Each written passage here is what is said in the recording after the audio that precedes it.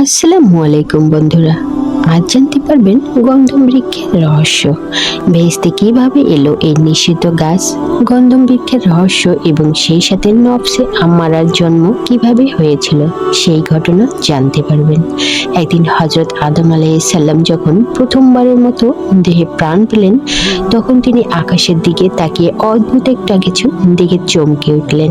তিনি দেখলেন আরশে মুআল্লায় একটা ঝলমলে লেখা ফুটে আছে, লা ইলাহা ইল্লাল্লাহু মুহাম্মাদুর রাসূলুল্লাহ। আদম আলাইহিসসালাম বিস্মিত হয়ে জিজ্ঞেস করলেন, হে আল্লাহ, আপনার নামের সঙ্গে মোহাম্মদ নামটি কার? আল্লাহ বললেন, হে আদম, মোহাম্মদ তোমার এই বংশধরদের মধ্যে একজন, যিনি আমার রাসূলদের মধ্যে সর্বশ্রেষ্ঠ হবেন। তোমার যদি কোনো ভুল হয় তবে তার ওসিলায় তোমাকে ক্ষমা করা হবে। এই কথা শুনে আদম আলাইহিসসালামের মনে এবার একটা প্রশ্ন এলো, সন্তানের মর্যাদা কি পিতার চেয়ে বেশি হতে পারে?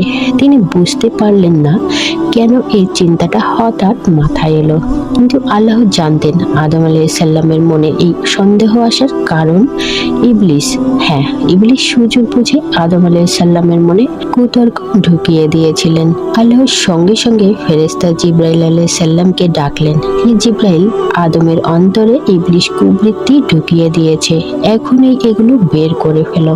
জিবরাইল আলাইহিসসালাম আদম আলাইহিসসালামের দেহ থেকে সেই কুপ্রবৃত্তিগুলো বের করলেন এবং বেহেশতের এক বিশেষ জায়গায় পুঁতে রাখলেন।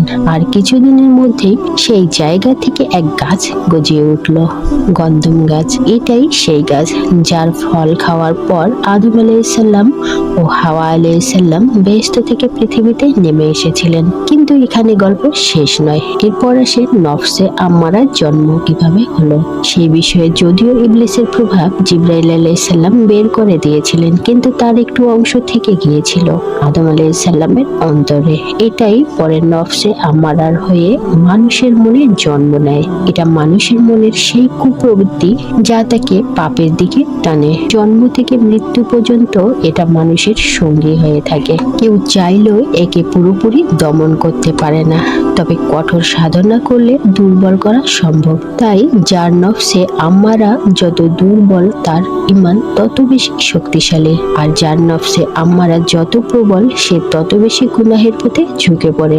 আল্লাহর পথে চললে এই নফসে আম্মারা দুর্বল হয়ে যাবে। এখন প্রশ্ন হলো, আপনি কিভাবে আপনার নফসে আম্মারাকে নিয়ন্ত্রণ করবেন? আপনার মতামত জানতে কমেন্ট করুন। এই গল্পটি ভালো লাগলে ভিডিওটি শেয়ার করুন এবং সাবস্ক্রাইব করে পাশে থাকবেন।